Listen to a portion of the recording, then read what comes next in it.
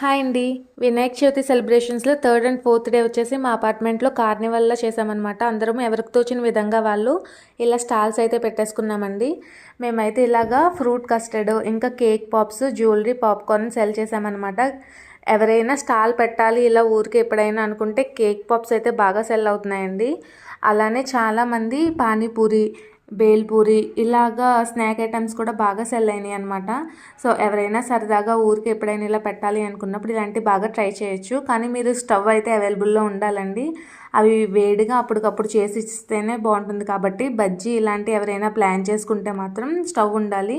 వీళ్ళు వచ్చేసి homemade soaps, అలానే కొంతమంది హోమ్మేడ్ మిక్చరు, హోమ్మేడ్ పాపడ్స్ ఇలాంటివన్నీ సెల్ చేశారనమాట. మా ఫ్రెండ్ వచ్చేసి ఇలాగా పేస్ట్రీ, సమోసా, బేల్పూరి, పానీపూరి ఇలాంటివి సెల్ చేసింది.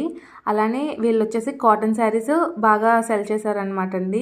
సో ఫస్ట్ డే వచ్చేసి చాలామంది జ్యువెలరీ